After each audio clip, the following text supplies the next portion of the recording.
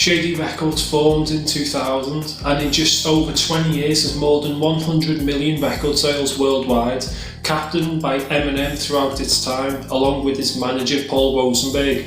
They have seen Shady in its prime in the early 2000s through to the 2010s as the internet opened up the rap industry away from major label dominance, and to the present day where artists increasingly move away from rapper-owned labels for a more independent route.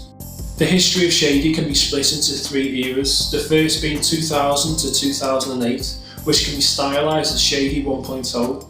In 2000, rap was in the middle of the bling era. Gangster rap previously had been outside of mainstream success, but with the rise in popularity of the likes of Tupac, Biggie and Nas, a grittier sound was brought to hip-hop.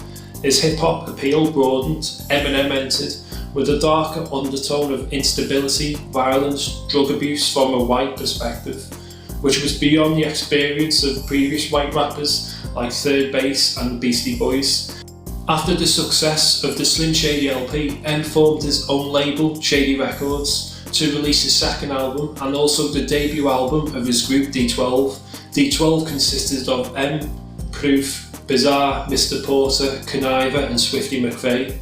During this first era, M would release 3 solo albums, the Marshall Mathers LP in 2000, The Eminem Show in 2002 and Encore in 2004, which brought the label international success with combined sales of over 50 million worldwide, propelling M to the position of best-selling rapper of all time. This success was replicated by D12 as they released Devil's Night in 2001 and D12 World in 2004, both of which went on to go platinum. This followed the hip-hop tradition of rappers putting on people from their inner circle once they achieved success. The Detroit influence on Shady Records didn't stop with D12.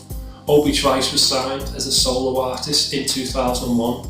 From a battle rap background, Obi had the talent of skillful wordplay but also a penchant for accomplished storytelling, which added a different dimension to the label. He released 2 albums on the label, Cheers in 2003 and Second Round on Me in 2006. 2 very different albums, but Obi was an important player in the rollout of Shady 1.0. Then the label switched its attention to New York in 2002 and signed underground powerhouse 50 Cent. 50 had a rejuvenated New York sound, which was laid-back gangster rap with catchy hooks. Like M, 50 had the natural songwriting ability, a formula necessary for commercial success. He released 3 albums during this time, Get Rich or Die Trying in 2003, The Massacre in 2005 and Curtis in 2007, all of which went platinum, topping charts worldwide. 50 and his group G Unit took rap and ran with it for 3 years solid. Never had such a rap group been so greatly dominant in such a short space of time. Other acts signed at this time included Stat Quo, Bobby Creekwater and Cassius, although they never released commercial albums of their own, but did feature on the 2006 label compilation album, The Re-Up. The label had unrivaled success in the early 2000s, however, the wave that they rode on came down in 2007 and 2008 as the bling era came to an end. From 2000 to 2008, rap music sales declined by half. Fans consumed music in new ways as the stronghold of major labels was beginning to crumble. 2008 marked the turning point for Shady. Obi Trice, Stat Quo and Bobby Creekwater had left the label. D12 had put out their last studio album and then had been on hiatus since 2006. The label's future looked bleak, and this would be the beginning of Shady 2.0. M returned with a new sound in 2009 with Relapse, marking his first album in 5 years. The album will begin a schism between critic and fan reception, while M tried his hand at manoeuvring through the changing soundscapes of hip-hop. Rap critics will be divided in their reviews, whilst his fanbase will become multi-generational, cultivating a 20-year-old catalogue of music of 10 consecutive #1 albums, a feat not achieved in hip-hop before. He dropped Relapse in 2009, Recovery in 2010 and the second Marshall Mathers LP in 2013, bringing the label back into the conversation.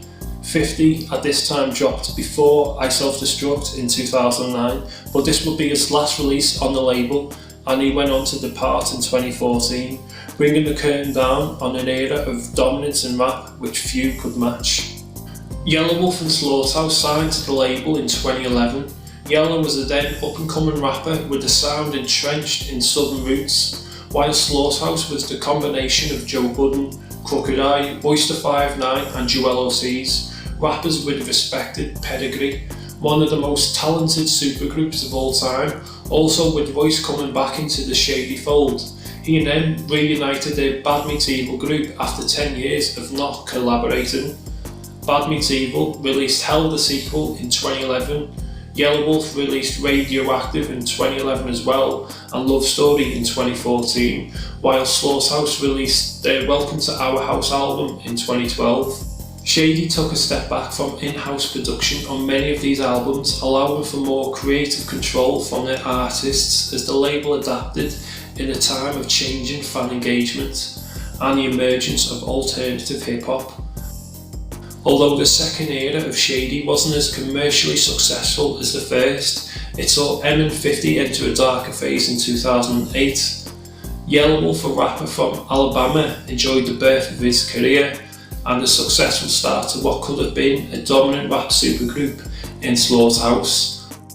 Although by 2017 Slaughterhouse was all but disbanded, Yelawolf confirmed his future departure from the label after seeing out his contract, and then was coming again with a new rock-infused sound with 2017's Revival. The label looked to sign a new generation again, and they signed Boogie from Compton, a newer generation artist with natural storytelling and songwriting ability, and the Griselda clique from Buffalo as a group, with Westside Gunn and Conway the Machine signed as solo artists as well. This kicked off Shady 3.0. These deals gave greater artistic freedom to Yelawolf, Boogie and Griselda as they released music rapidly, much quicker than an average commercial project release, which can be between 1 to 3 years on average from an active artist. This is the SoundCloud era, and the demands from fans and the way they consume music is beyond the realms of 2000 when labels paid for radio spins. Yelawolf would release Trial by Fire in 2017 and Trunk Music 3 in 2019. After Revival released Kamikaze in 2018 and Music to be Murdered by in 2020. Boogie and Griselda would release their debuts in 2019, Everything's for Sale and What Would Shine Gun Do respectively. And with Boogie gearing up for his second album, plus debut efforts from Conway the Machine and Westside Gunn planned for 2020, the future of Shady looks secure. Shady is one of only a few rap labels to be entering a third decade, while still making an impact commercially and underground.